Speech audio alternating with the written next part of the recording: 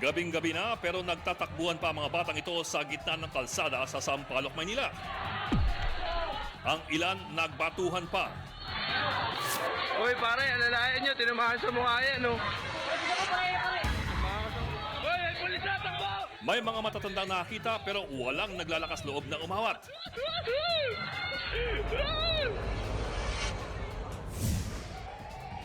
Ang Aksyon Balita, umpisa na! Pagdating ni Chinese President Xi Jinping sa Pilipinas para sa 2 araw na state visit, sinabayan ng mga protesta. Tinatayang 30 kasunduan, inaasang mapipirmahan. Mas maraming Pilipino tutol sa kawalan ng aksyon ng gobyerno sa pagangkin ng China sa West Philippine Sea. Bagyong Samuel, tinatayang maglalandfall ngayong gabi. 2019 National Budget, pasado na sa Kamara. Secure sa Pasay City, nanaga ng kapitbahay na pinagdududahan niyang kalaguyo ng kanyang misis. Siyempre, kailangan ko magsilos dahil mahal ko ang asawa ko. 4 patay sa pamamaril sa isang ospital sa Chicago. Gunman, ex-fiancé ng nasawing doktor, may binabawi raw na singsing. At model socialite na si Paris Hilton at kanyang fiancé, hiwalay na.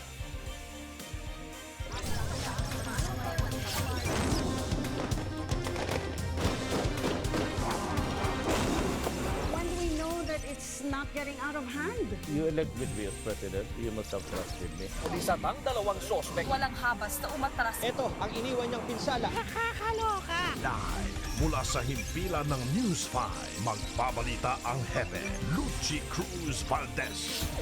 Simula na ang aksyon. Magandang gabi.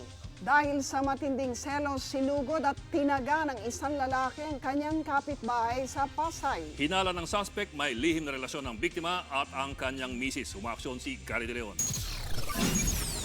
Malaking sugat sa binti ang inabot na lalaking nagpatago sa pangalang Ronnie.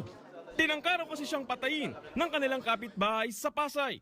Pinasok po ako sa bahay, tulog to kami. Tapos pinuwersa niya, tinaga yung pintuan. Tapos sabay taga sa aming 2 misis. Buti ka mo na sangga namin. Agad namang nahuli ang suspect na si Joe Jonel Arevalo. Naghihinala raw siyang may relasyon ng kanyang misis at ang kapitbahay na kaibigan pa raw niya. Sit, pansin ko. Parang hypnotize ba? Parang si Mrs. parang nawawala sa isip. Sabi ko, ano ko yung nangyari to sa asawa ko? Nagbarangay na nga kami na wala silang relasyon. Hindi ko alam kasi ang lihim, hindi natin masabi yan. Sagot ng biktima, tila napraning na ang suspect.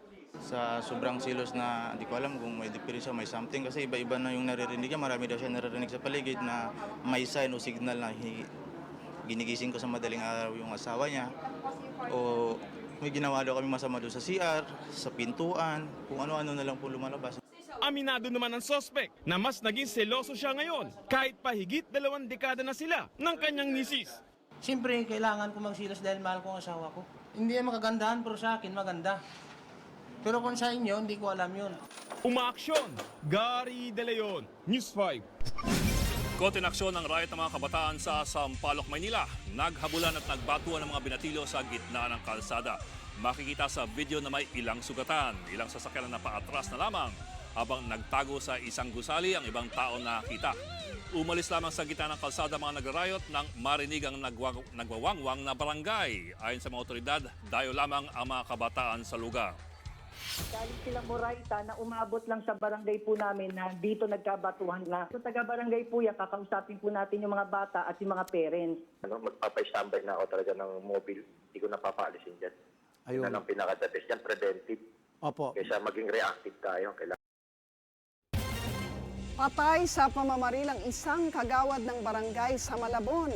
Palaisipan pa ang motibo sa krimen dahil wala raw kaaway at kilalang matulungin ang biktima. Umaaksyon si Ryan Ang. Tad-tad ng bala si Kagawad Rodrigo Tasio Tambo ng Barangay Katmon sa Purok 6 Dulong Hernandez sa Malabon nang iwan ng mga gunman kaninang umaga. Ayon sa isang testigo, nagkukwentuhan sila sa tabing ilog na pagbabarilin si Kagawad ng 2 sospek. Parehas kami nakatalikod. Bigla na lang may pumutok. Kita ko si Kagawad, makahandusay na. Tama sa ulo tapos sa likuran. Tinadtad. Blanco raw sila sa motibo ng pamamaril sa biktima. Wala raw kaaway sa Tambo. at kilala pang matulungin sa mga kabarangay. Mabait ho yan eh. Lahat ho ng tulong ng mga nangangailangan dyan, kahit wala yung pera, nangungutang pa yan para maiabot lang. Ba't ginanon pa nila? Political leader din daw ang biktima para sa alkalde ng Malabon, kaya malaking kawalan daw ito sa kanya. Malaking kawalan din para dun sa political career ni Mayor kasi yang si Kagawad Tambo, ano yan eh, leader ng tinatawag nilang area group. Meron bali dalawa yung nag-merge na eh. Dito sa Malabon, ang miyembro niyan abutin ng 1,000. Patuloy pa ang investigasyon sa kaso para malaman ang motibo at makilala ang mga suspect sa pamamaril. Umaaksyon, Ryan Ang, News 5. Arestado naman ang 6 na suspect sa kaliwat kanang operasyon kontra droga sa Quezon City at Rizal. Umaaksyon si Hannibal Talete. Hindi na nakapalag ang 33 anyo sa si Selamuddin Alba matapos mahuli sa barangay Bagong Silangan, San Mateo, Rizal kagabi. Isang pulis ang nagpanggap na buyer ng shabu. Nang magkaabutan na ng pera at droga, ay inaresto na ang suspect. Matagal na raw minamanmanan si Alba na nasa drug watch list ng San Mateo PNP. Meron pong source na naipag-ugnayan din. Siyempre, mga kwan natin sa mga may social media ngayon para matukoy ng ating kapulisan ang mga pinagtataguan ng mga masasamang elemento na ginagawa nila dito sa ating lugar. Aminado naman ang suspect sa illegal na gawain. Oo, yung katagpo ko, iutos din nila. Pero yung kukuha mismo na hindi naman nagpapakita yun. Yung pinapasahan ko, nag-utos din siya ng ibang tao. Nakuha sa suspect ang hinihinalang shabu na aabot sa 150,000 pesos ang halaga at buy bust money. Huli rin sa magkahiwalay na operasyon ang 5 drug suspects sa Quezon City. Unang naaresto ang mag-asawang Ingelberto at Jean Peralta at isang Ronnie Telan sa barangay Bagbag sa Novaliches. Nang kapkapan nakuha sa kanila ang 18 sachet ng hinihinalang shabu na may street value na 34,000 pesos at drug paraphernalia. Sa buy-bust operation naman sa Libis, nahuli ang mga barker na sina Oliver Crisostomo at Aris Corcovado na rumaraket din sa pagbebenta ng shabu. Nahaharap ang mga suspect sa kasong paglabag sa Dangerous Drugs Act of 2002. Umaaksyon, Hannibal Talete, News 5. Susunod, tinatayang 30 kasunduan inaasahang mapipirmahan sa pagbisita ni Chinese President Xi Jinping sa bansa. Maraming Pilipino naniniwalang dapat bawiin ng Pilipinas ang kontrol sa mga isla sa West Philippine Sea mula China ayon po sa SWS survey. 2019 national budget pasado na sa Kamara. Deliberasyon tumagal lang ng ilang minuto. At bagyong Samuel, tinatayang maglalandfall sa Eastern Samar at Dinagat Islands ngayong gabi. Ang detalye bangan sa pagbabalik ng aksyon.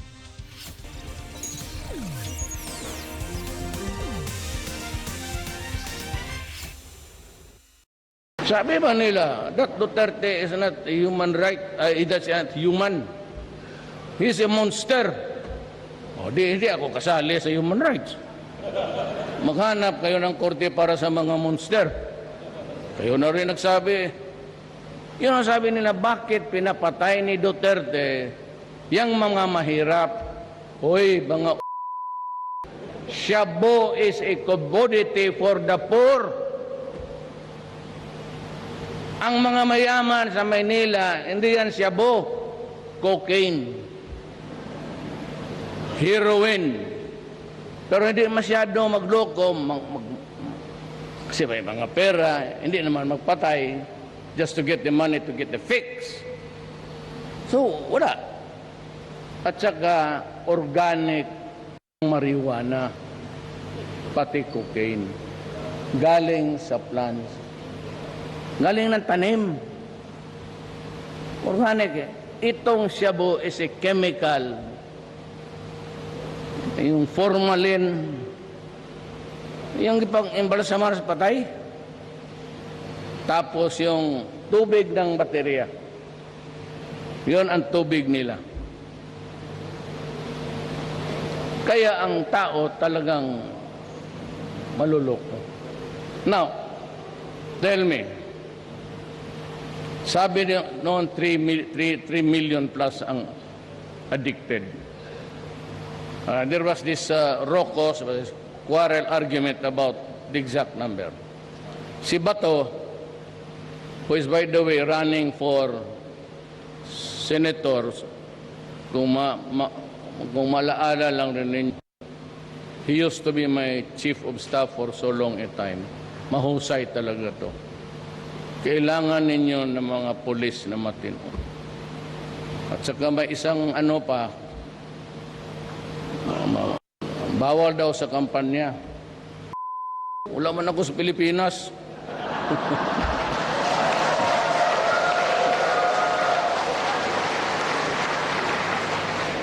Criminal laws are jurisdictional. Can only be prosecuted in the country where you committed the crime. Okay, magkampanya ako dito, pakinin nyo.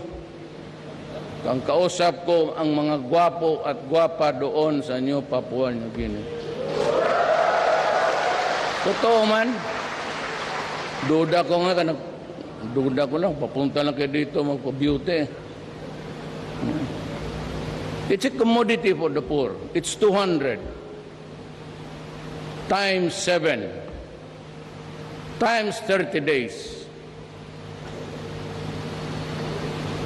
times 12 and times it with 1,000,006. You'd come up with a figure something like 2,030,40. That's a 2 billion industry. Ang ayaw ko niyan is you reduce 1.6 of my countrymen to slavery, a slave to a drugs called shabu, and they are already in hotel. Anong gagawain ko dyan sa 1.6? Sira ang ulo. Unpractically, kung walang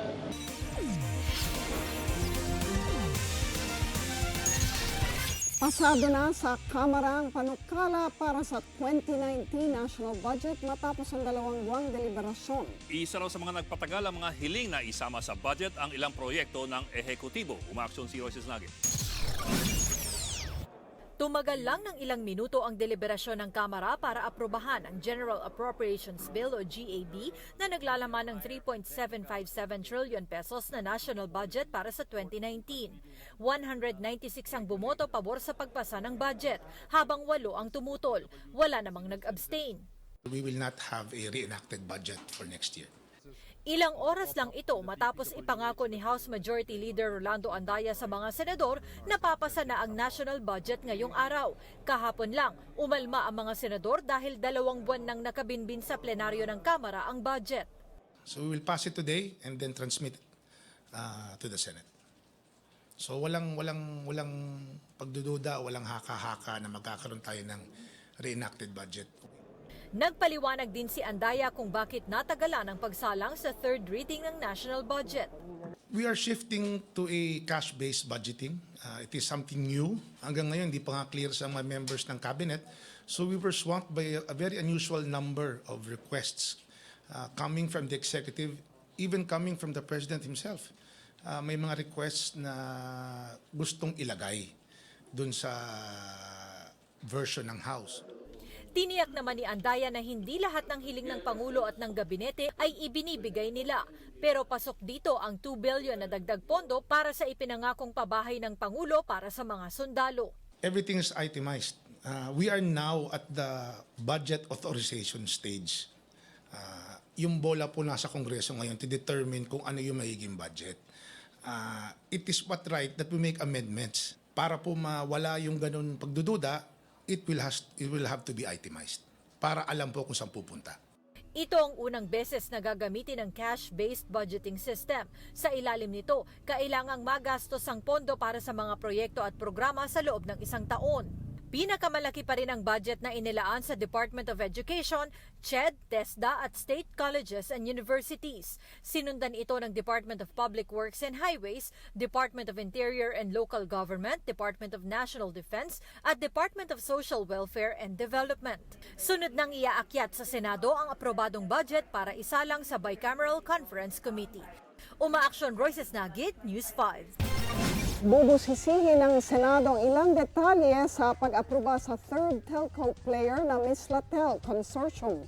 Posible raw kasing malagay sa alanganin ng bansa, lalo't kabilang sa consortium ng isang banyagang kumpanya. Umaksyon si Ben Santos. Mas mura at mas mabilis na serbisyo. Yan ang pangako ng Mislatel Consortium sa publiko ngayong formal na itong nadeklara bilang third major telco player ng bansa. We will not go into this market and offer exactly the same costing as Globe and Smart because precisely, number one, we have to be disruptive. And so we have to offer lower prices, we have to be better, we have to be faster. Ngayong araw, pinirmahan na ng Mislatel at ng Department of Information and Communications Technology ang kasunduan para sa paglalatag ng submarine cable na magkokonekta sa Pilipinas, Hong Kong at Amerika. We are excited to take the next steps as we prepare to provide Filipinos the world-class telecommunication services that we deserve. On behalf of our partners, we accept the responsibility and challenge of being the new major player. Binubuo ang Mislatel ng Udena Corporation ng Davao businessman na si Dennis Uy na sinasabing malapit kay Pangulong Duterte. Kabilang din sa consortium ang kumpanya mula China na China Telecom. And today is the state visit of our President Xi to Philippines. We believe it will promote the friendship and it can enhance the collaboration. 将对菲律宾的发展起到积极的推进作用。 And we believe it will really promote and helping the economy develop on that. Bagamat kasado na pagiging third telco ng Mislatel, tuloy raw ang public hearing na ipinatawag ni Senadora Grace Poe. Kailangan daw kasing tanungin ang mga eksperto sa issue ng national security dahil kabilang sa Mislatel ang isang foreign entity. Pero ngayon pa lang, tiniyak ng Udena na hindi makukompromiso ang seguridad ng bansa. On the Chinatel part, we will really leverage on their technical capability. But again, 40% kulang sila. We are still a Filipino company and the management will be Filipino management. Target ng kumpanya na tumanggap ng subscriber sa kalagitnaan ng 2019. Para sa News 5, Bim Santos, we are One News. Pinakamayaman pa rin maestrado ng Korte Suprema si Associate Justice Francis Hardalesa. May net worth na higit 260 million pesos si Hardalesa base sa kanyang 2017 Statement of Assets, Liabilities and Net Worth. Sunod na pinakamayaman si Justice Mariano del Castillo na mayroong 141 million pesos. May tighigit 100 milyong pisong net worth din sina Justices Alfredo Caguioa at Antonio Carpio. Pero si Carpio ang may pinakamalaking pagtaas ng net worth na nadagdagan ng higit 23 million pesos. Si ousted Chief Justice Marilu de Sereno may 27.34 million pesos naman.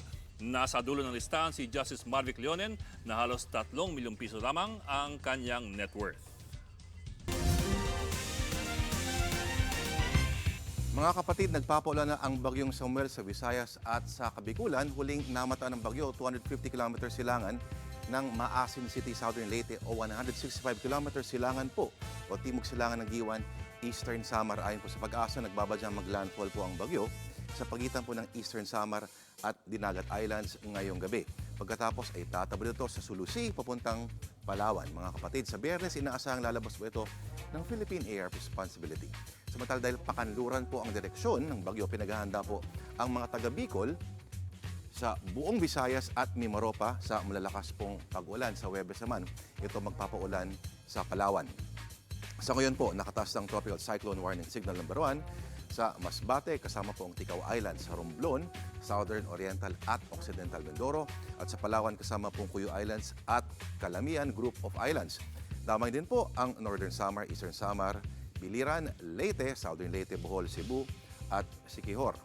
Signal number 1 naman po sa Negros Oriental, Negros Occidental, Guimaras, Iloilo, Capiz, Aklan at Antique, pati po sa Dinagat Islands, Surigao del Norte, Surigao del Sur, Agusan del Norte Agusan del Sur, Misamis Oriental at Camiguin. Pero, maiba tayo mga kapatid. Ilan po sa mga nagprotesta laban sa pagdating po ni Chinese leader Xi Jinping ay hinimok na magsuot ng t-shirt na may mukha nitong cute na si Winnie the Pooh.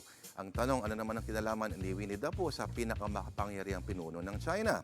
Kumpara sa atin, nakakatawa itong chubby at singkit na teddy bear na ito na likha ng autor na si A.A. Milne sa China, hindi.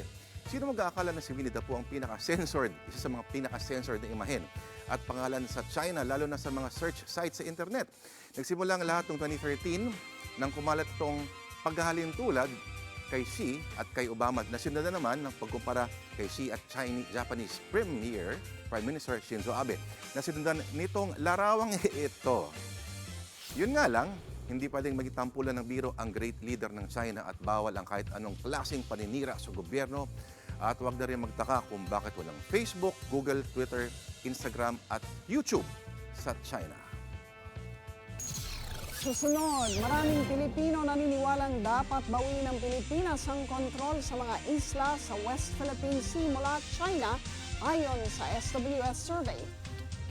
Ex-fiancé ng isang doktor na maril sa ospital sa Chicago dahil daw sa singsing, 4 patay.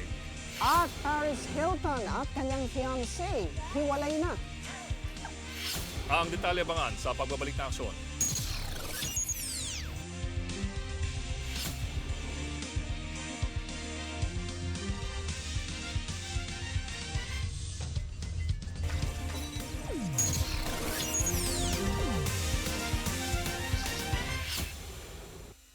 But I've always been of the belief that unless this country will have law and order and corruption stop in government, we will go nowhere.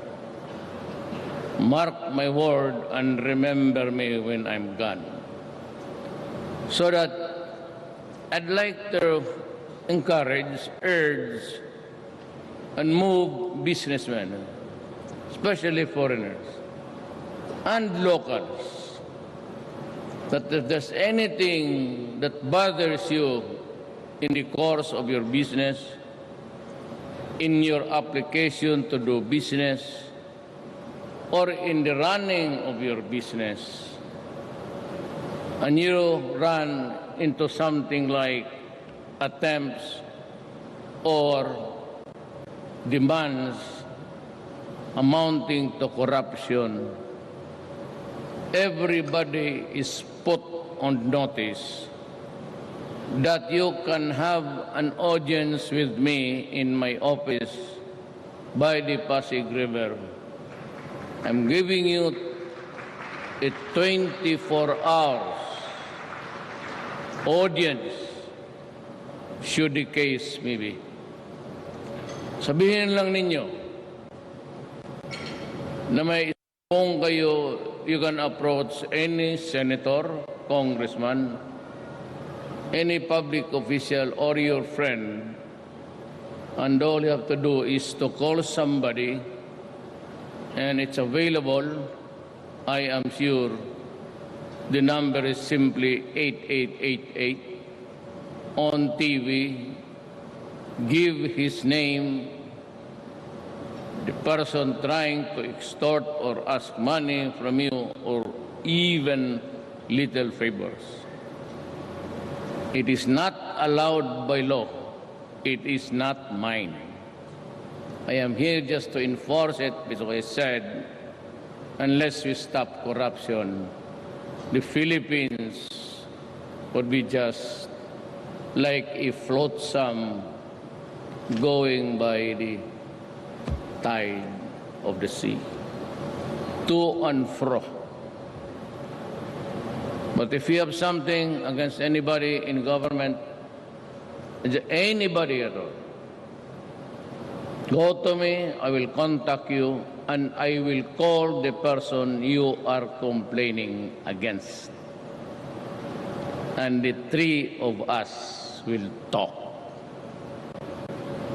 And I assure you that if it is indeed something which amounts to corruption or graft, I'll give you the privilege of slapping that person a dozen times in front of me.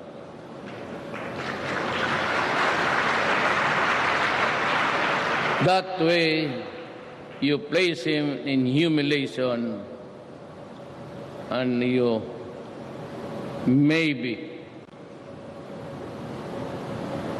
shed off his dignity. And those are the right remedies for an idiot who is not needed in the government. Humiliation and maybe a loss of face is more than just the money. It is the worst way of losing whatever is left of you in this planet.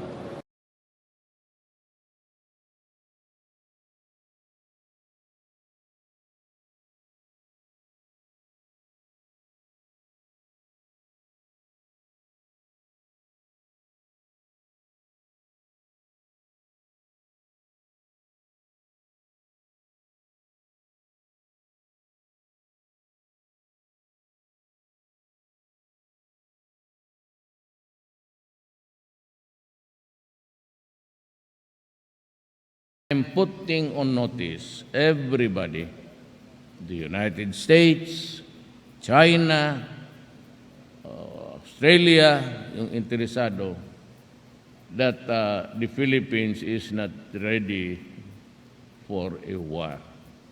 We cannot afford it and we cannot manage it. Magpalayo tayo dyan sa gulo na yan, wala man tayong kasalin. We have the arbitration. Whether you like to believe it or not, but some of the cabinet members, I think Tony Tolentino is also there, na sinabi ko talaga kay President Xi Jinping who's scheduled to visit in the country. Sabi nila wala akong ginawa. In the first bilateral meeting, in front of the military guys that I brought along, Esperon, si Lorenzana, at si Chief of Staff. Ngayon, naging DILG, si Anyo. I really bluntly said a statement to the President. You know, I have also plans, among others, that I will try to dig oil in our territory. Sabi niya, well, you know, Mr. President, we just renewed our good relations, which was interrupted.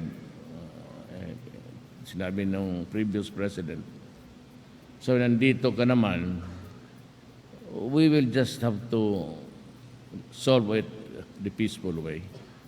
Yes, of course. Sabi ko, I cannot afford to go to war with you. It would be a massacre.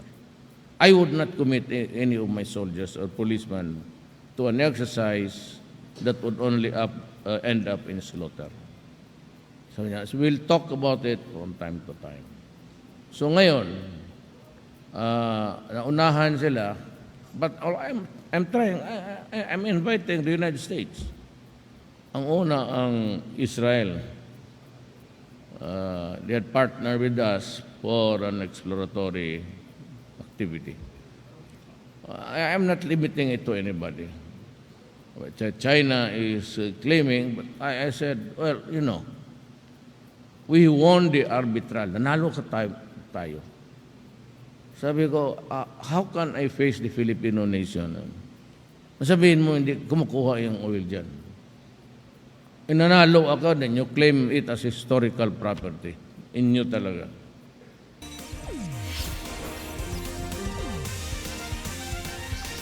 Sinalubong ng mga kilos protesta ang pagdating ni Chinese President Xi Jinping ngayong araw. Partikular na binabati ko sa mga militante ang mga kasunduang papasukin ng dalawang bansa, partikular ang joint exploration sa West Philippine Sea. Umaaksyon si Patricia Mangune. Lumapag sa Pilipinas si Chinese President Xi Jinping para sa kanyang 2-day state visit. Sinalubong siya ni Finance Secretary Carlos Dominguez III, Philippine Ambassador to China Chito Santa Romana at Chinese Ambassador to the Philippines Zhao Jianhua. Sa kanyang arrival statement, sinabi ni President Xi na layunin niyang palakasin ang ugnayan ng China at Pilipinas at pag-usapan ang mga regional at international issues na may kinalaman sa dalawang bansa. Dagdag pa ni Xi, dahil sa mga komplikadong nangyayari sa mundo, tanging ang pagiging magkaibigan lang ang tamang desisyon ng China at Pilipinas para sa isa't isa. Sinabayan naman ng kilos protesta ng mga militanteng grupo ang pagdating ni President Xi. Sa harap ng Chinese Embassy sa Makati, kinondena ng mga makakaliwang grupo at ilang katutubong lumad ang posibleng pagpirma sa kasunduan para sa joint exploration ng Pilipinas at China sa West Philippine Sea. Si Senador Trillanes naman naghain ng resolusyon para hilingin ang transparency sa lahat ng kasunduang pipirmahan ng Pilipinas at China. We really don't know, kaya nga, wala nga eh. Kaya nga we are demanding for transparency. Ano ba yung pipirma niyan? Baka masusubo na tayo kaagad dyan. Walang consultations nangyari with the legislature. Mula sa tanggapan ni Trillanes, nakakuha ang mga miyembro ng media ng umano'y kopya ng draft ng Joint Exploration Agreement ng China at Pilipinas. Alinsunod dito, nagkakasundo ang Pilipinas at China na magsagawa ng joint oil and gas exploration sa ilang mahahalagang sea areas sa South China Sea. Nakasaad din sa agreement na ang joint exploration ay gagawin ng dalawang bansa at paghahatian lang din daw ng dalawang bansa ang anumang makukuha sa exploration. Dagdag pa rito, hindi maaapektuhan ng joint exploration ang posisyon ng China at Pilipinas sa isyu ng teritoryo at soberanya. Ayon kay Trillanes, China ang bumalangkas ng nasabing draft. Hindi ito kinumpirma o itinanggi ni Presidential Spokesman Salvador Panelo. Pero hindi na raw mahalaga kung China o Pilipinas man o parehong bansa ang bumuo ng kasunduan. You give us a draft, then we'll go over it. We have to see whether this is legal or not, whether it's beneficial to us. Even if China drafts it, it has to go over us. We have to review that. Okay. In the same manner that if we drop it, it will have to pass through them too. Sa usapin ng pag-utang sa China para sa mga infrastructure projects, kumpiyansa si Panelo na mababayaran ito ng Pilipinas at hindi makokompromiso ang soberanya at interes ng bansa. I think this nation has a capacity to will itself into complying international obligations and paying loans coming from other countries. With respect to the interest, because they're complaining that interest is high, but that's precisely why there is a negotiation. We can negotiate to lower the interest. Umaaksyon, Patricia Mangune, News 5. Kasalukuyang nasa palasyo na si Chinese President Xi Jinping para sa kanilang bilateral meeting ni Pangulong Duterte. Dito inaasang tatalakay ng mga kasunduang pipirmahan ng dalawang lider. Umaaksyon live si Patricia Mangune. Patricia, meron ba tayong balita dun sa meeting dun sa loob? Si Ed, nagsagawa nga ng bilateral meeting sina Chinese President Xi Jinping at si Pangulong Rodrigo Duterte. At nakakuha tayo ng kopya ng opening statement ni Pangulong Duterte. Sa kanyang talumpati, sinabi ng Pangulo na maituturing na makasaysayan ang pagbisita ni Xi sa bansa na siyang unang state visit ng isang Chinese president matapos ang 13 taon. Handa na raw ang Pangulo sa bagong kabanata ng relasyon ng Pilipinas at China. Umaasa rin siyang mas magiging malapit ang dalawang bansa at magpapatuloy ang respeto sa isa't isa bilang magkapantay. Bago nito ay pinangunahan ni President Xi ang wreath-laying ceremony sa monumento ni Rizal sa Luneta Park. Kasama niya rito sina Manila Mayor Joseph Estrada, Chinese Ambassador to the Philippines Zhao Jianhua at Finance Secretary Carlos Dominguez III. Mula rito ay dumiretso si Xi sa palasyo kung saan siya sinalubong ni Pangulong Duterte at iba pang miyembro ng gabinete. Luchi Ed, katatapos lang din ang exchange of agreements kung saan 29 na kasunduan ang pinirmahan at nagpalitan ng kopya ng dokumento ang mga gabinete ng China at Pilipinas. At sa larangan niya ng maritime, oil exploration, business, infrastructure, education at iba pa. At nagbibigay din ngayon ng joint press statement sina President Xi at Pangulong Duterte. Juchi, Ed. Maraming salamat, Patricia Mangune. Tiyempo sa pagdating ni Chinese President Xi Jinping, lumabas sa SWS survey na maraming Pilipino pa rin ang walang tiwala sa China. Tutol din ang mas maraming Pinoy sa kawalan ng aksyon ng Pilipinas sa isyu ng agawan ng teritoryo sa West Philippine Sea. Umaksyon si Nen Los Baños. Sa gitna ng sinasabi na gumagandang relasyon ng Pilipinas at China, nananatili namang negatibo ang tingin ng maraming Pinoy sa China. Sa survey ng SWS noong Setyembre na isinapubliko ngayong araw, -16 o poor ang net trust rating ng mga Pinoy sa China. Mas mataas na ito sa -35 o bad rating na naitala noong Hunyo. Pero malayo ito sa net trust rating ng mga Pilipino sa Amerika sa huling 2 quarter na naglalaro sa +65 at 59 na parehong very good rating. Sa parehong survey, 84% o 4 sa kada 5 Pinoy ang kontra sa umano'y hindi pag-aksyon ng gobyerno sa pag-angkin ng China sa mga teritoryo sa West Philippine Sea. 87% ang nagsasabing dapat bawiin ng Pilipinas ang kontrol sa mga islang inuukupan ng China, habang 89% o halos 9 sa bawat 10 Pinoy na ang nakakaalam ng sigalot ng Pilipinas at China kaugnay ng teritoryo. Ang palasyo kinwestiyon ang timing ng paglabas ng survey na tsumempo pa sa pagdating ni Chinese President Xi Jinping sa bansa. Well, first, that is expected. We've been allies with the United States for so long a time. And you cannot just easily and overnight, us or a majority of the Filipinos trusting the Chinese government. That will be a long process. Number two, as pointed out by one of the lawyers, the question as crafted seems to mislead. It suggests that this government is not doing anything. Nanindigan si Presidential Spokesman Salvador Panelo na hindi nagkukulang ang Administrasyong Duterte sa pagsusulong ng ating interes. Dumepensa rin siya sa mga batiko sa hindi paggiit ng administrasyon sa arbitral ruling sa West Philippine Sea na naipanalo ng Pilipinas. Ang tanong daw kasi, sino ang magpapatupad nito at kung mapapasunod ba ang China? There is no power on earth presently that can enforce it. The United Nations cannot. The U.S. cannot. Who will enforce it? I said presently. Perhaps if all the countries of the world will unite and pressure China, who knows? So that's the only way? I The think countries so. of the world to unite? I think so. In other words, there must be a collective action by the countries of the world. And either persuade or pressure China into respecting an arbitral decision. We cannot give up this claim simply because it's already ours. We have won it. Umaaksyon Nen Los Baños, News 5. Pinatalsik sa Kamara si ABS Party List Congressman Eugene De Vera. Ayon kay House Majority Leader Rolando Andaya, hindi na maaaring manatili sa pwesto si De Vera matapos umunong mapaalis sa kinakatawan niyang party list. Mismong si Andaya raw nagpatalsik kay De Vera noong Lunes nang matanggap ang COMELEC resolution na nagsasabing tinanggal na si De Vera sa ABS board. Pinunto rin ni Andaya ang pagkandidato ni De Vera bilang congressman ng Marikina. Patunay raw ito na dumidistansya na siya sa ABS party list. Umalma naman si De Vera sa desisyon ni Andaya at nangakong questionin ito sa Korte Suprema. Aprobado na ng House Committee on Legislative Franchises ang renewal ng franchise ng TV5 Network sa loob ng panibagong 25 taon. Ayon sa principal author ng House Bill 8379 na si Congressman Miro Kimbo, unanimous ang boto ng committee members. Kahit marami ang nagtanong tungkol sa kita ng kumpanya, nasagot naman daw lahat ni TV5 President and CEO Chot Reyes.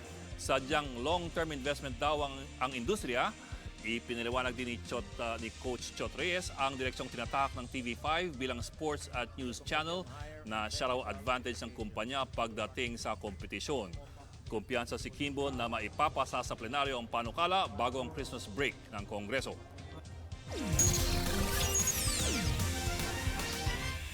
Sa aksyon abroad, 4 ang patay matapos ang pamamaril sa isang ospital sa Chicago. Nangyari ang unang pamamaril sa parking lot ng Mercy Hospital. Nasawi agad ang isang doktora na napag-alamang ex-fiancé ng gunman. Lumabas sa investigasyon na binabawi ng salarin ang sing-sing mula sa biktima. Pumasok din sa loob ng ospital ang gunman at binarilang nakasalubong na pharmacist. Napatay rin niya ang pulis na rumisponde sa insidente. Nasawi ang gunman pero hindi pa malinaw kung napatay siya ng otoridad o nagbaril sa sarili.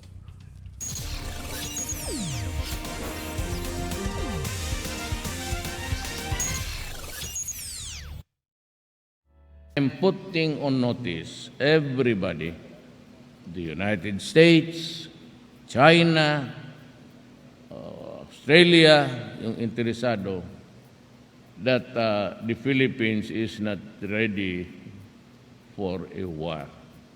We cannot afford it and we cannot manage it. Magpalayo tayo dyan sa gulo na yan, wala man tayong kasalin. We have the arbitration. Whether you like to believe it or not, but some of the cabinet members, I think Tony Tolentino is also there, na sinabi ko talaga kay President Xi Jinping who's scheduled to visit in the country. Sabi nila wala akong ginawa. In the first bilateral meeting, in front of the military guys that I brought along, Esperon, si Lorenzana, at si Chief of Staff.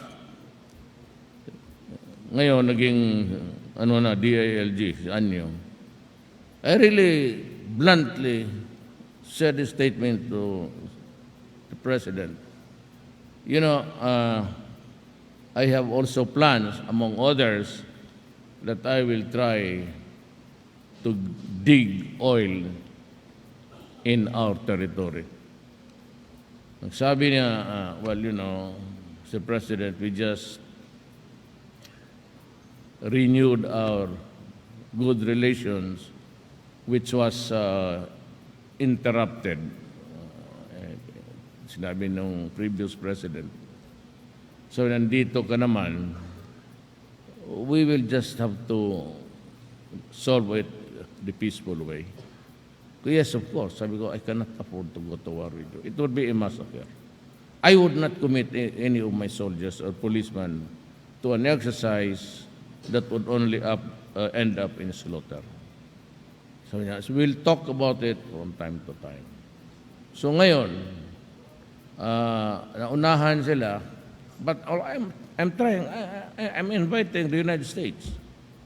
Ang una, ang Israel. They had partnered with us for an exploratory activity. I'm not limiting it to anybody. China is claiming, but I said, well, you know, we won the arbitral. Nanalo ka tayo. Sabi ko, how can I face the Filipino nation? Sabihin mo, hindi kumukuha yung oil dyan. Inanalo ako, then you claim it as historical property. Inyo talaga. But international court says, sa Court of Arbitration, that's a body under the UN, nanalo kami. So, sabi niya, we'll just proceed with caution. Handahan lang. And so now, meron na tayong, maybe we'll also try another activity of exploration. Exploration lang naman eh. The word is to explore, meaning to say to find out. Pero yung oil, sinabi ko sa China, kung meron man at kayo yung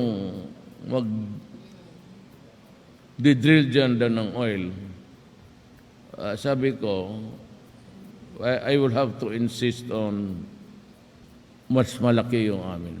Amin yan eh. Sabi niya, amin rin yan. O, inyo nga, pero amin yan. So, magkailangan mas malaki para anong iharap po sa taga.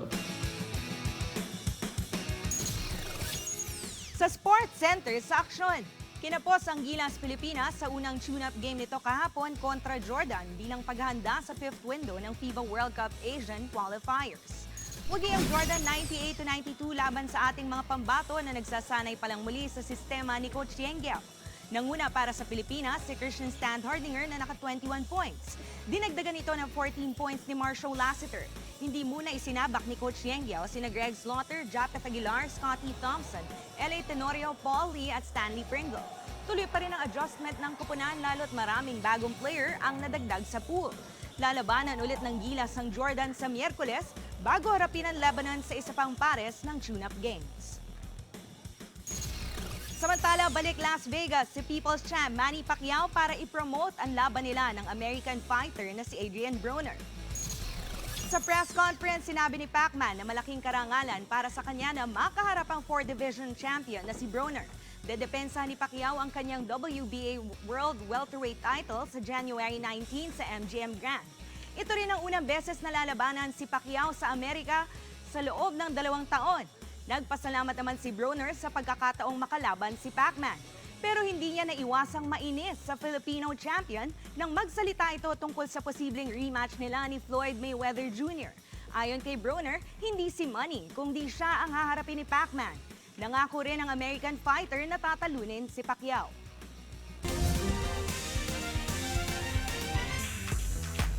Hola mga kapatid, walang forever. Yan ang say ng netizens matapos kumpirmahin ni Paris Hilton na hiwalay na sila ng kanyang fiancé na si Chris Zilka. Wala pang paramdam si Chris sa social media pero si Paris sunod-sunod ang post tungkol sa pagiging Miss Independent. Pilit din daw siyang nagpapakasaya kahit maraming bagay na nakakasakit sa kanya. Binura na rin ng socialite sa kanyang Instagram itong video nang mag-propose at handugan siya ng aktor ng $2 million diamond ring sa isang ski trip sa Los Angeles. Pero walang kumpirmasyon si Paris kung ibabalik niya kay Chris ang singsing. Pinilahan naman ang 90th birthday celebration ni Mickey Mouse sa Mall of Asia Arena. Kanya-kanyang pa-picture ang mga bagets at young at heart kina Mickey at Minnie Mouse. Pero sa Christmas daw ang super celebration sa Disney on Ice, isang stage play na gagawin sa skating rink.